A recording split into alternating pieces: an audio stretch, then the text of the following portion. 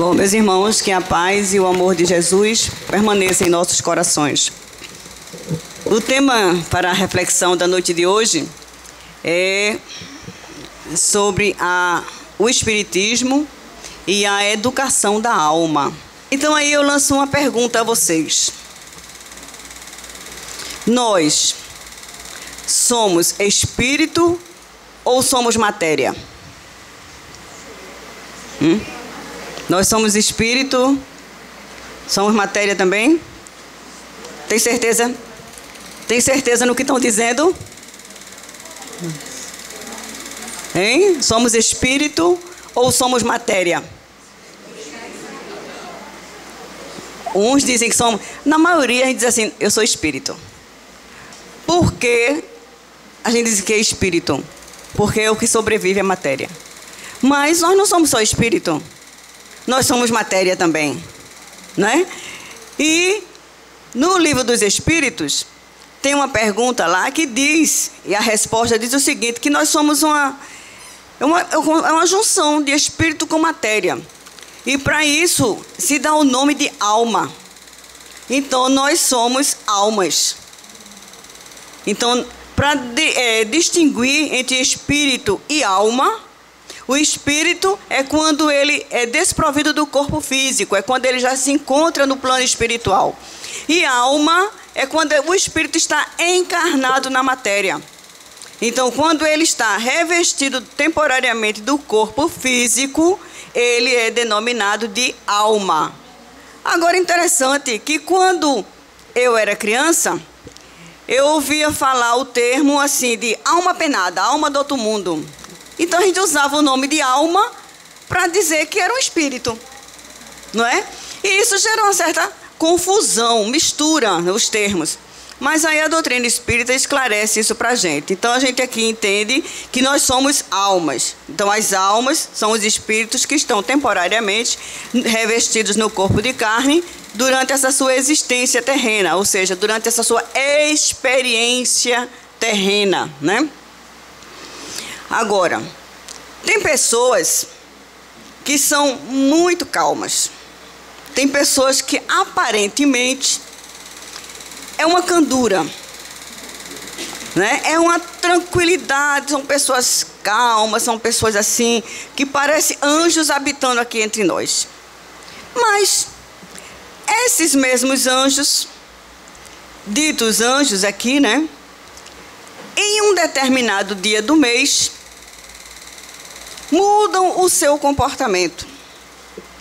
E tem uma dessas pessoas, ou alguma dessas pessoas, ou muitas dessas pessoas que, nesse determinado dia do mês, mudam, que ficam possessas, ficam irritadíssimas, ficam em ponto de matar um. Diz, não olhe não, viu? Não olhe não, porque eu hoje tô que tô, né? Qual é esse nome desse fenômeno que dá, principalmente nas mulheres, uma vez no mês? TPM. Incrível. Isso existe mesmo ou é alegoria? Existe. Existe. Com as mulheres. E com os homens? Homem tem TPM? Não, né? Não tem. Mas,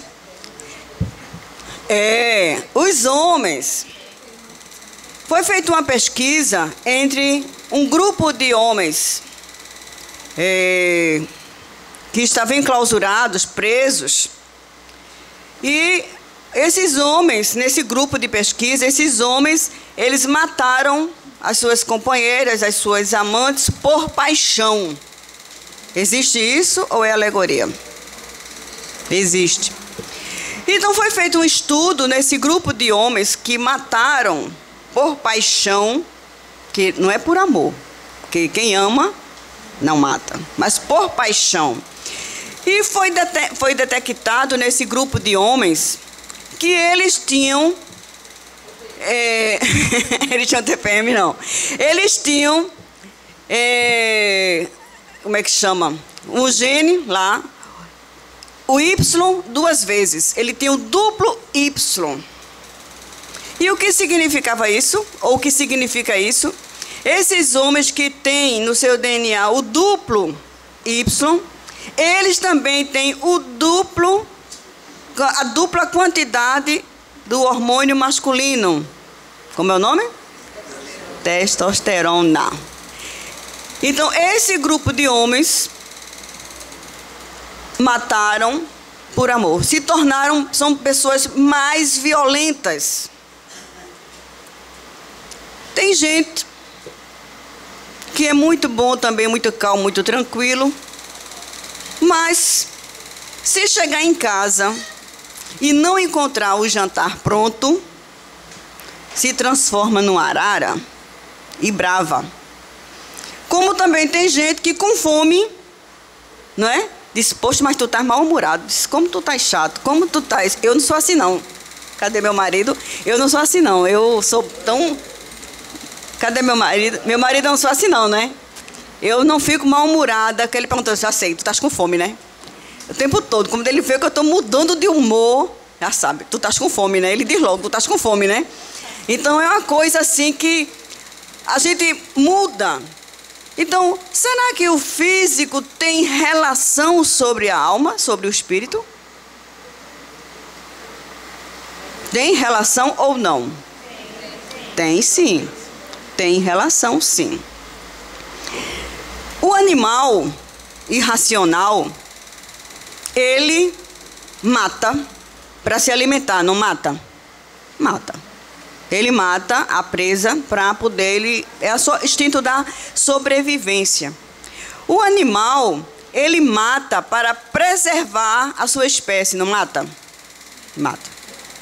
Ele mata para demarcar a sua área. Ele mata para preservar o seu espaço, não mata? Mata. E o homem? O homem mata quando está com fome? Mata. Boi, galinha, peixe, mata. Quando está com fome. E os vegetarianos? Matam quando estão com fome? Os animais, para se alimentarem? O homem mata para preservar a sua espécie? Olhe que ele mata para preservar a sua espécie. Mata para preservar um filho. Ele é capaz de matar para preservar a pessoa do seu lado. Se tiver no risco de... Ele mata. Mata. Então, ele mata, é capaz de matar por um filho, ele mata. Ele mata em guerra. Mata. Né? Para preservar a sua pátria, a sua sociedade. Mata. Então, até então, ele está comparado aos animais. O animal mata por prazer? Não. O homem mata por prazer? Mata. O homem mata para adquirir mais terras? Mata. O homem mata a sua amada, ou o que se diz sua amada. Quando eu digo homem, é o homem, o ser humano. É o homem ou mulher, porque é o ser, né? Não é só o homem, a espécie masculina, não. Então, ele mata por prazer, ele mata, né, por maldade, por ruindade. Então, aí vem a grande diferença entre o homem e o animal. Ou seja, a espécie, nós já evoluímos, não é? De sair da condição de animal. Estamos na condição hominal, né? Do homem. Mas ainda trazemos alguns vestígios da barbárie, alguns vestígios ainda do nosso passado. Então, estamos lutando e trabalhando esse crescimento e essa evolução através da educação. Um grupo de bebês também foi analisado. Pegaram um grupo de bebês, dividiram em 2 menores grupos. E foi dado a esses bebês, a essas crianças, durante um período de crescimento deles, todo tipo de brinquedo, todo tipo de atividade, tudo que fosse favorecer para o seu crescimento, que desenvolvesse bastante a sua mente. A alimentação também foi dada igual, na mesma quantidade de vitaminas, de quantidade de... Tudo foi dado igual. só teve uma pequena diferença. Um grupo, além dele receber os brinquedos, receber todo o estímulo, todo o incentivo e a alimentação adequada para o seu crescimento, eles receberam abraços. Eles eram tocados, eles eram abraçados, eles recebiam carinho. No final da pesquisa de um período, observou-se que o grupo de crianças que não recebeu esse carinho, eles tiveram um aumento de peso em 20% a mais do que o outro. Vejam só. Será que nós, que não recebemos carinho suficiente, não recebemos amor suficiente, que não desenvolvemos essa afetividade suficientemente, será que isso altera no nosso metabolismo de alguma maneira? Será que a gente busca esses mecanismos com mecanismos de fuga? Será que isso ocorre com a gente? E como, né? E como? A pessoa está com fome, chega em casa, e você está morrendo de fome, chega em casa, não tem a comida pronta, né? Então vai lá na geladeira e tem bolo. E a pessoa gosta de bolo. Pega lá uma fatia de bolo, daquele bolo bem, assim, quem gosta, né, do bolo suculento de chocolate. Pega uma fatia bem generosa, come aquela fatia. Terminou de comer, sentiu que a fome não passou. Vai lá, pega outra fatia de bolo, come e a fome não passou. Será que essa pessoa está com fome mesmo? Física? Ou se dá a outro nome chamado de ansiedade? Não é? Então a ansiedade faz com que a gente busque outros mecanismos para sair daquela ansiedade que a gente não está conseguindo administrar esses conflitos, e a gente vai para os mecanismos de fuga. Uma amiga liga para a outra e diz: olha, eu estou tão aperreada, eu estou tão chateada em casa, estou com um problema sério com o marido. Aí a outra amiga disse: rapaz, é mesmo, vou passar por aí, eu te pego, a gente vai para o shopping. Não sei por que associam shopping à mulher, né? A compras, né? Eu não sei porque. Eu acho que eu saio dessa estatística. Eu moro a 300 metros do shopping. Eu achava que eu ia estar direto dentro do shopping. Não vivo no shopping. Dificilmente eu vou ao shopping. E eu gosto de shopping, mas não vivo dentro de shopping. Né? Dá até para ir a pé, que é 300 metros, você vai a pé, né? Mas não vivo lá. Então eu sou uma exceção. Será que eu sou mesmo? Sei não, viu? Então, ela foi para o shopping com a amiga. Quando chegou lá, vendo as lojas, as vitrines, né? Acionou o cartão e comprou e esqueceu os problemas. A gente esquece os problemas ali? Esquece, né? A gente se distrai. A gente troca, né? A gente troca. Só que quando a gente troca, a gente não resolve. Resolveu o problema? Não. Não tem que voltar para casa? Teve que voltar. Ou seja, teve que enfrentar o problema. Quando chegou em casa, o marido estava lá. Que podia ser o marido, podia ser outra pessoa, podia ser outro tipo de problema. Isso é só para ilustrar, né? Então, o problema estava lá. Não resolveu. É como a gente também, quando desconta na comida, tem outros que descontam na bebida, tem outros que descontam no cigarro, tem outros que descontam no sexo desvairado. Não é a quantidade que vai realizar você, porque a sua insatisfação é da alma. Não é do físico.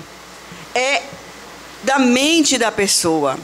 Então, essa falta da educação desses sentimentos é que faz com que a gente fique tentando driblar as nossas necessidades, buscando outras que não substituem, não ajudam a resolver. Muito pelo contrário, muitas vezes traz problemas para a gente, muitos mais sérios, muitos mais graves. A gente vai só somando, vai somatizando os nossos problemas. Né? Então é algo assim realmente que a gente precisa estudar, analisar isso aí. A doutrina nos mostra, né, que devemos ter Deus, o amor que nós devemos ter por Deus deve ser o amor superior a tudo e a todos. amar Deus acima de todas as coisas. Porque Deus é o Criador de tudo e de todos. Quando a gente ama mais o dinheiro do que a Deus, o que é que acontece? A gente se perde, né? Quando a gente ama mais as coisas materiais do que a Deus, a gente se perde também. Por isso que tantas pessoas têm problemas existenciais, problemas de fugas, e tem uma fuga tão grave, uma fuga tão séria, que é chamada de suicídio.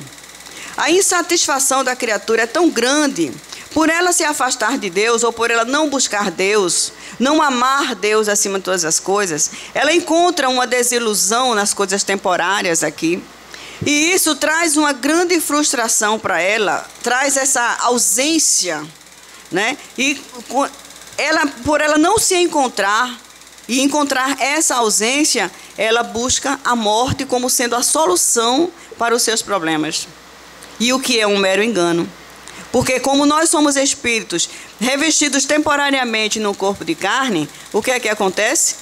Matamos o corpo físico, matamos a oportunidade de estarmos aqui reencarnados. Mas a grande realidade se depara no retorno à pátria espiritual. E aí é que se vem a grande decepção. Aí é que vem o sofrimento que é muito maior. É ele se ver vivo. Vivo e agora arcar com as consequências das suas atitudes, as consequências dos seus atos. E aí tem espíritos que passam muito tempo para cair nessa realidade, sofrendo terrivelmente, não é? Nos umbrais da vida, no plano espiritual, sofrendo muito, e depois eles ficam muito amargurados. O dano é tão grande que muitas vezes eles precisam ser internados em hospitais espirituais para o refazimento do seu estado psicológico, para o refazimento das suas necessidades, das suas energias que ele jogou fora. Então muitos entram até em estado de loucura após ele cair, ter essa consciência dessa realidade que é tão dura, não é? Mas que foi ele próprio que buscou com suas próprias mãos. Então, a educação espírita descarta de vez essa ideia do suicídio. Por maior que seja a provação aqui na Terra, ou a expiação aqui na Terra, por maior que seja a dor e o sofrimento, nada se compara ao sofrimento pós-morte através de de um suicídio. Então isso traz muita dor, não é? Então por maior que seja aqui, a gente tem que procurar através da dor e do sofrimento forças para se aurir, não é? Fé em Deus, confiança e a certeza de que o amanhã será melhor do que hoje e que tudo aqui passa. Tudo aqui é temporário. Nada aqui é para sempre, materialmente se falando. Tudo aqui é temporário, não é? Então, temos uma trajetória aqui de experiência e que retornamos a essas experiências quantas vezes forem necessárias para nós, né? É importante a gente ter essa consciência, né? De que, outra coisa também, de que Deus não pune, Deus não condena. Muito pelo contrário, Deus nos ama infinitamente e Ele está sempre nos dando novas oportunidades para todos nós. Isso é um alento muito grande para o espírito. Nós erramos, levantamos e continuamos a nossa trajetória evolutiva, né? Isso é bom demais. Agora, nessa trajetória aqui, às vezes, nos deparamos com certas situações que achamos muito difíceis, dificílimas, não é? Mas se Deus concede a cada um de nós certas experiências, é porque Ele sabe que nós temos condições de carregar o fardo e de superar as dificuldades. E que todos nós também iremos prestar contas de tudo que nós passarmos aqui. Com certeza iremos prestar contas. Às vezes, nós recebemos uma esposa, ou um esposo, ou um filho, ou uma filha, que nos traz certos problemas, nos traz certas dificuldades.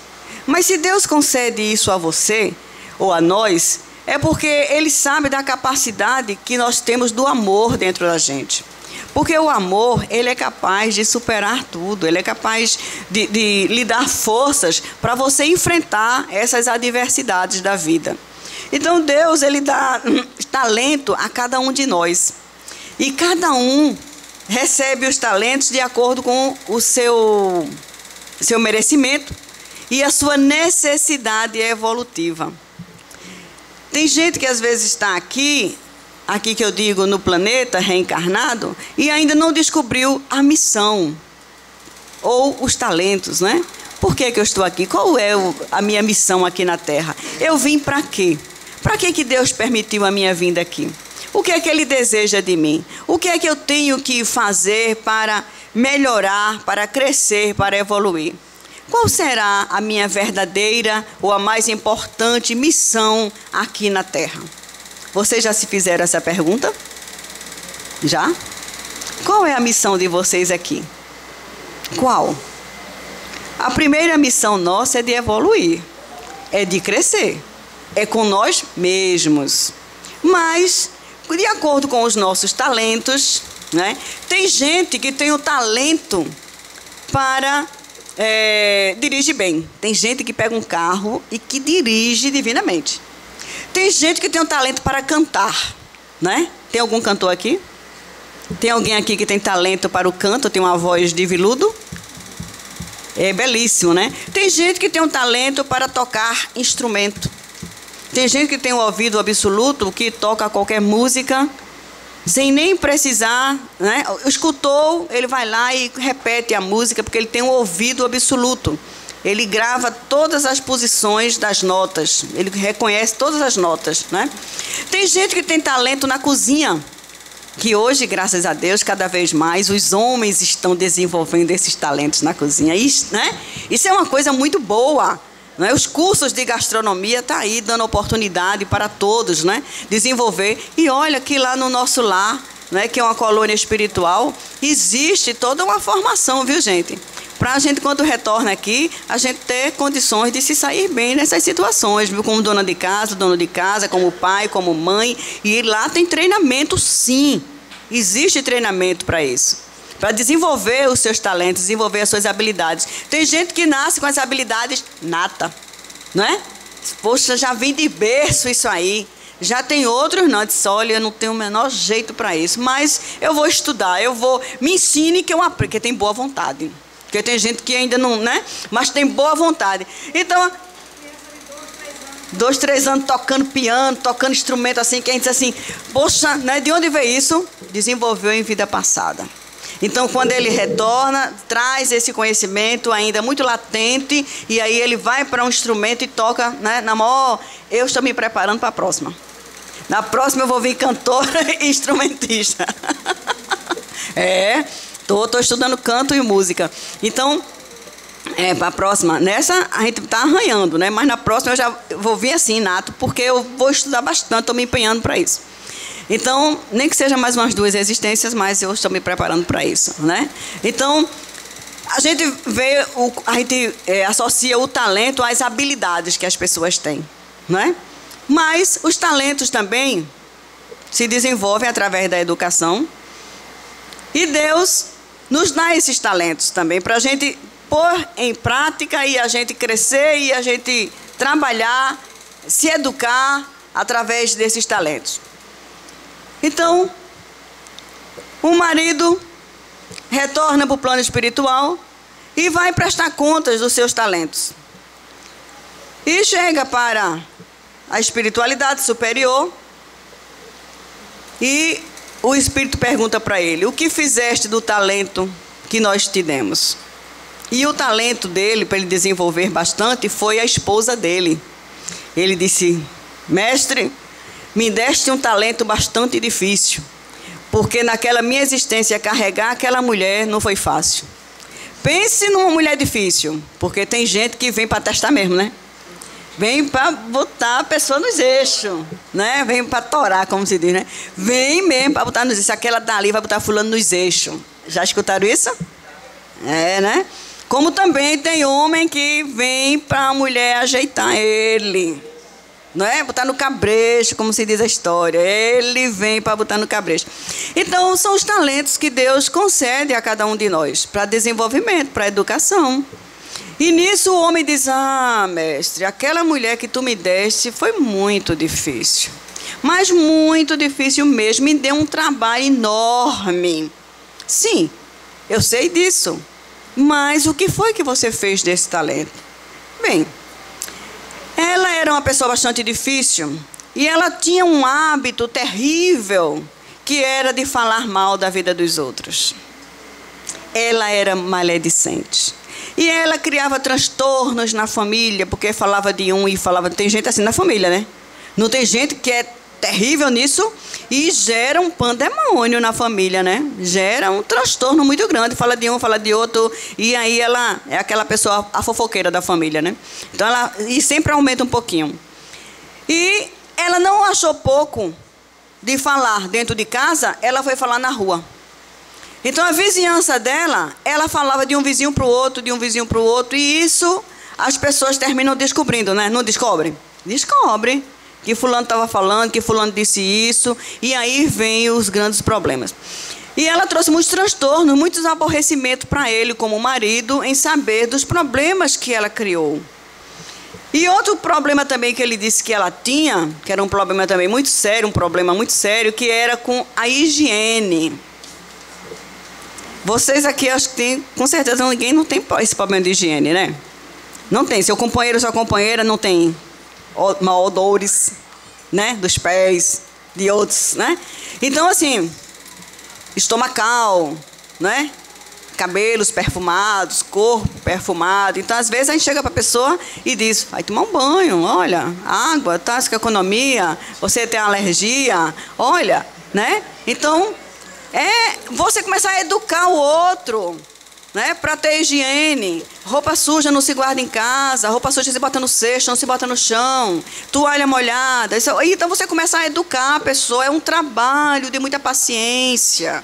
Você com o outro, olha, escova esses dentes, olha, vai no dentista, veja aí, você está com um problema de mau hálito, olha, você está com o estômago vazio, você, sabe?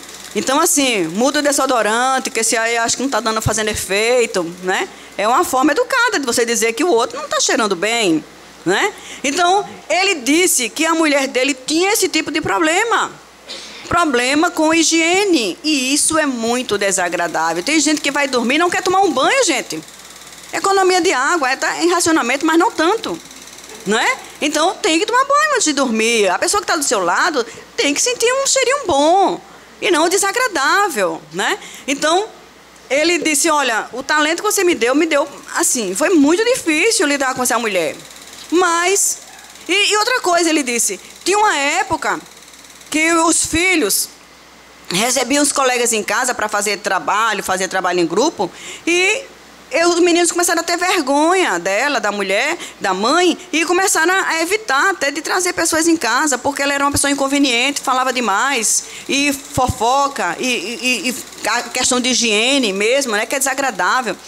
E ele começou a conversar com ela, e orientando ela, e pedindo, sabe, pedindo pelos filhos, e pedindo pelos vizinhos, pela família, sempre não criticava e não condenava, mas ele conversava e alertava ela.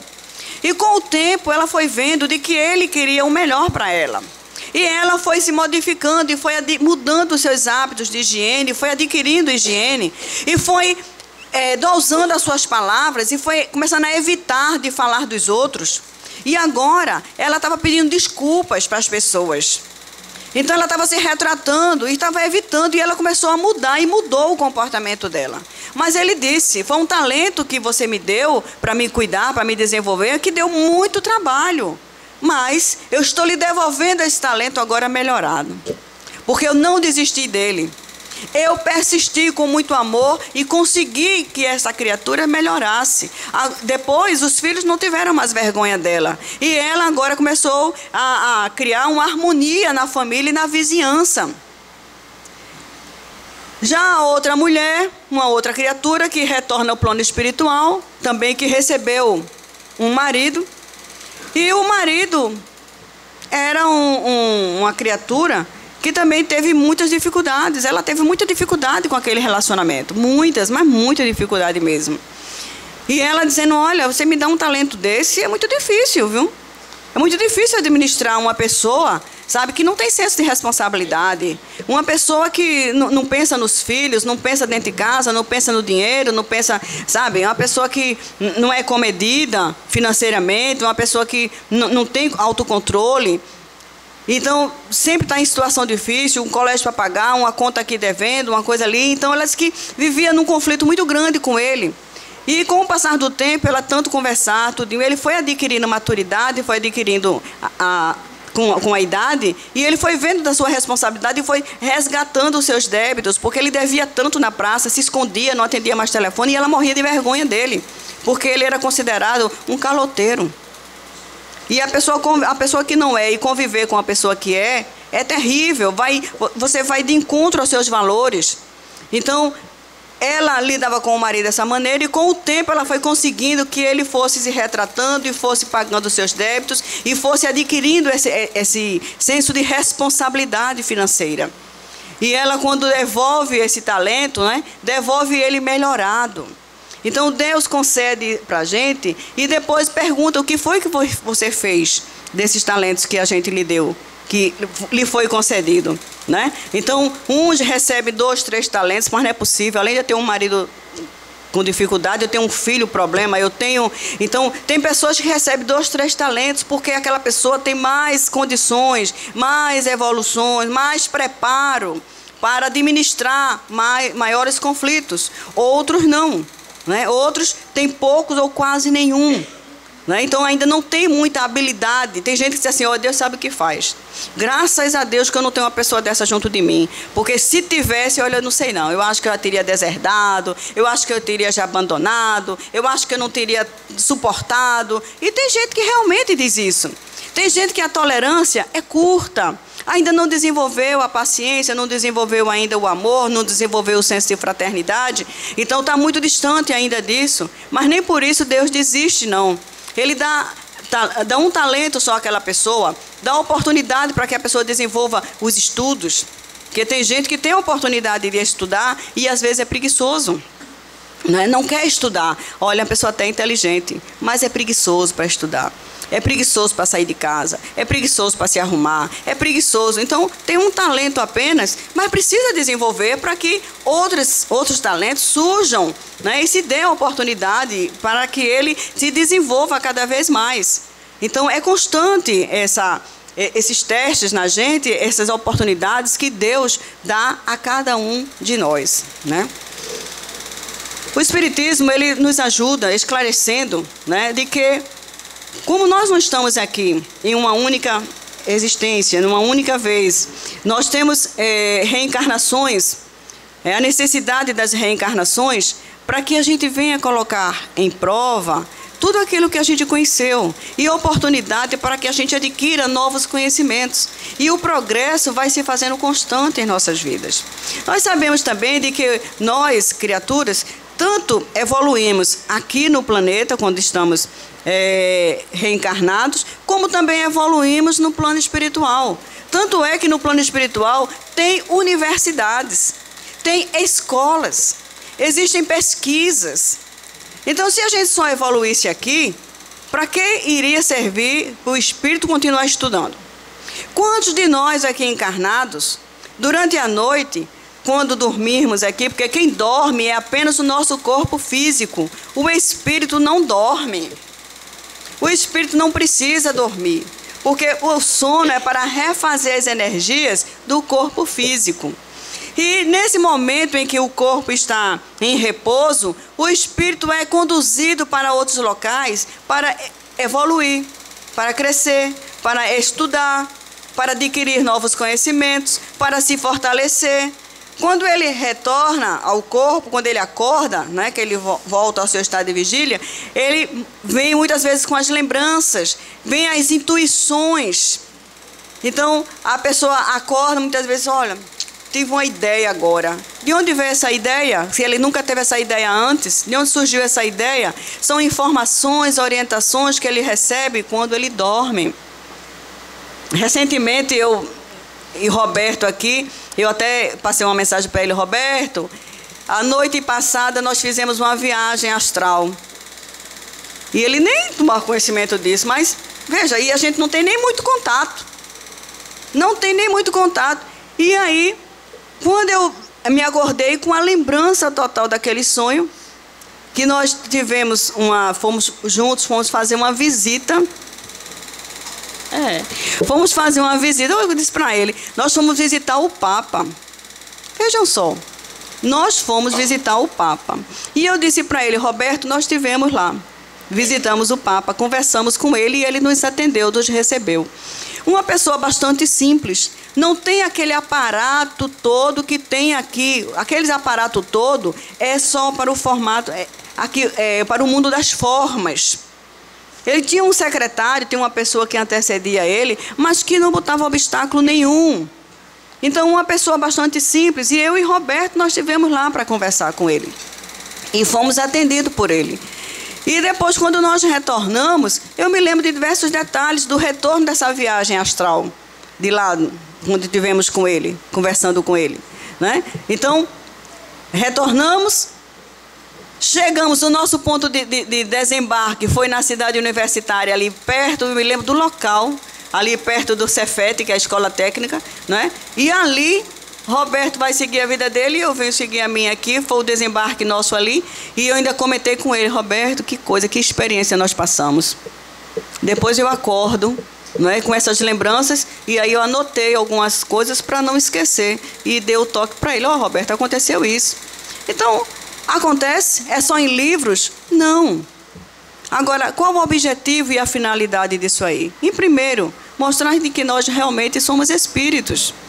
Que nós volitamos, que nós nos transportamos, nos movimentamos no mundo espiritual. No mundo sem ser aqui das formas, materialmente, fisicamente falando. Nessa educação do espírito, a gente recebe essa educação, essa instrução, orientação, não só aqui, como falamos, mas também no outro lado da vida, né? Então, os mundos, eles se entrelaçam, eles estão juntos. Não é uma coisa totalmente distinta uma da outra, de forma alguma. Toda noite, todo momento, quando a gente dorme, a gente tem um contato no plano espiritual. Tem um contato com os nossos amigos, com os nossos benfeitores, com a nossa família. Quantos de nós não acorda com a lembrança de que viu uma pessoa que já partiu, um ente querido nosso?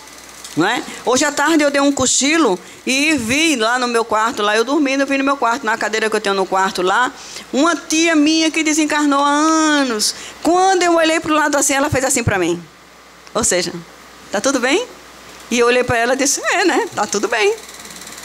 Me acordo, olhei e fiquei rindo. Eu disse: olha, ela esteve aqui, me visitou, estava aqui sentada aqui na cadeira do meu quarto. Enquanto eu estava lá dormindo, ela estava aqui, né? Eu retorno, na hora que eu vou retornando, que eu olho, ela está lá na cadeira. Ainda fez assim para mim, sorrindo. E eu fiz assim. Se fosse outros tempos, eu ia ficar com medo da cadeira, ia ficar com medo de entrar no quarto, ia ficar com medo não sei de quê, né? Mas agora eu não tenho esse medo. Não tenho. Eu lido isso com muita naturalidade, com muita tranquilidade. Sabe? Porque isso para mim é uma coisa tão natural, é uma coisa tão tranquila, lidar com os espíritos, né? E que não é a primeira vez que eu tenho contato com familiares nossos, não é a primeira vez, né? Teve uma outra oportunidade de um tio, mas teve diversos outros casos, que os espíritos me procuravam durante a noite e passavam recado para eu passar para a família. E às vezes eu não passava o recado, porque eu dizia: poxa, ninguém vai nem acreditar. Eu vou lá dizer isso. Ia dormir. Quando ia dormir, o espírito voltava de novo. E aí, eu dei meu recado. Estou esperando, eu preciso que você fale. Teve uma vez, foi um tio, né? Um tio dele, né? Já no outro grau, desencarna e manda um recado: diga a ele que vai lá na minha casa. Ou seja, na casa que ele morou. Eu não estou vendo que eu não vou dizer isso para Luiz. Chega lá: Luiz, ó, eu sonhei com teu tio, ele pedindo para tu ir lá na casa dele. Agora, para tu fazer o que lá, eu não sei, tu vai lá. E eu demorei a dar esse recado. O espírito voltou 3 vezes me cobrando esse recado. Aí eu disse: sabe uma coisa? Se ele acreditar ou não, isso é problema dele, eu vou dar o recado.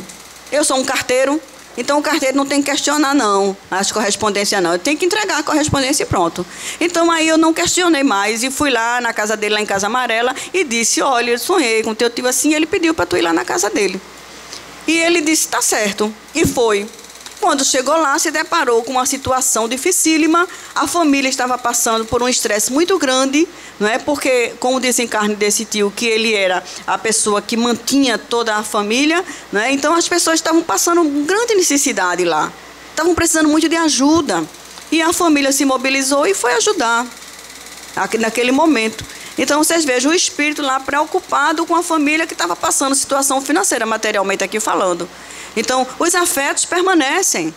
Então, a doutrina nos ajuda, nos esclarece de que essas relações permanecem entre a gente. Não é porque morreu, o descanso eterno. A gente vê muito, eu vejo muito isso no WhatsApp. Fulano, morreu, desencarnou tal pessoa que tem um descanso eterno. Que descanso eterno o quê, minha senhora?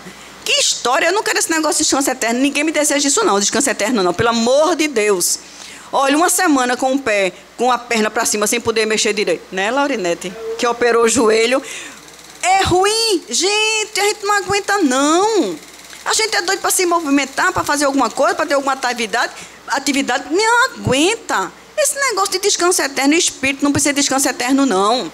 Não existe, isso é um conceito antigo, errado, sabe? O espírito precisa sempre estar trabalhando, se movimentando, adquirindo novos conhecimentos, interagindo com os seus familiares, com os seus amigos. Então a vida permanece em atividade sempre. Sempre em atividade. Já um outro tio desencarna, e aí já foi pela parte de minha mãe, ele desencarna e desencarnou assim, ele estava fisicamente definhou, a doença fez com que ele definhasse. Passou-se o tempo, depois eu encontro com ele. Quando eu encontro com ele, eu disse, eita, tio Antônio, como o senhor está bonito! Como o senhor está bem? Ele estava totalmente recuperado. E eu chegava para ele, ainda tocava assim nele, apertando assim, dizia, brincando com ele, que eu brincava muito com ele. E ele dizia, diga à sua mãe como é que eu estou. E eu, tá. E eu disse, e aí, o senhor está trabalhando aonde? Aí ele aponta para um local. Gente, eu fui descobrir onde era esse local. Geograficamente, eu consegui descobrir onde era esse local. E lá em Candeias, era para o lado de Candeias, agora só que ele apontou, era para o lado do mar. Eu disse, como é que ele está trabalhando para o lado do mar? Podia ser até na plataforma, né? Mas eu nem pensei nisso. Pensei assim, para o lado do mar. Pois bem, tive no Lar Chico Xavier. E o Lar Chico Xavier, que é um centro espírita aqui em Candeias, né, em Piedade, Candeias. Então, ele fica à beira-mar. Acima dele tem um lado espiritual. É imenso aquilo ali, que se estende pelo mar, vai até uma região, pois é lá que ele estava trabalhando. Estava ajudando lá, um dos trabalhadores lá. Trabalho simples, mas estava lá ajudando. E ele mostra e eu descobri qual era o local. E eu disse para minha mãe, mamãe, olha, o Antônio está muito bem, está trabalhando em tal lugar. Né? Então, como é que eu vou ter medo dessas coisas? Já o meu pai, né? Quando desencarna, eu acompanho todo o processo dele, eu ia lá visitá-lo. Todo o processo dele no hospital, porque ele ficou muito tempo lá no hospital, totalmente entubado, cheio de tubos, de fios, para fazer todo um trabalho nele de recuperação. E ele não tinha lucidez, ele não tinha consciência nenhuma. E eu voltava, me acordava e dizia para a mamãe, mamãe, olha, vamos continuar orando. Ele está no hospital, ele está interno, ele não tem consciência ainda. Passou-se com o tempo, ele foi se recuperando, já saiu do hospital. E o último encontro dele com a minha família foi na minha casa. À noite, dormindo, quando eu vi ele chegar lá, belíssimo, já bem arrumado, organizado. E aí eu vi minha família entrando, vi minha mãe entrando, vi meu irmão entrando. E foi feita uma grande reunião lá na minha sala, espiritualmente falando. Ou seja, eu tenho esse contato. Então, essa experiência, que desde criança que eu tinha, que eu me apavorava, porque eu não sabia o que era isso, esse contato com os espíritos, e eu ficava desesperada porque eu via, né? E através da educação espírita, através do conhecimento espírita, hoje eu não tenho esse medo. Muito pelo contrário, as coisas vêm, claro que naturalmente, eu não peço de forma alguma, né? E não tenho motivo para me assustar, não tenho motivo para ter medo, porque eu não tenho medo dos espíritos. Né? Eu lido com eles com muita facilidade, com muita tranquilidade, porque acima de tudo eu confio em Jesus. Acima de tudo eu confio no meu anjo da guarda. Acima de tudo eu confio na espiritualidade amiga. Eu confio, eu estudo bastante, eu leio e eu me interajo com isso aí. Sabe, me alimenta minha alma, alimenta o espírito. Todos esses conhecimentos me dão uma certeza, uma fortaleza sabe? De tudo que a gente lê, que uma obra complementa a outra obra, trazendo a gente para essa grande realidade, que é a nossa vida aqui e a vida espiritual. Então, o que mais a gente tem mais é que procurar se fortalecer aqui.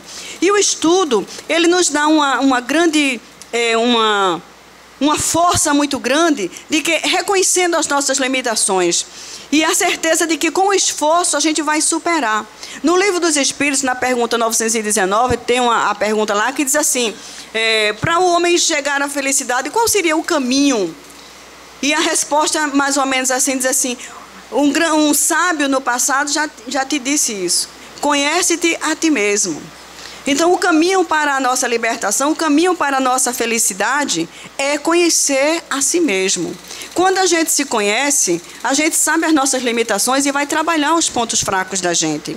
A gente vai procurar trabalhar dentro do nosso campo de limitação, se fortalecer.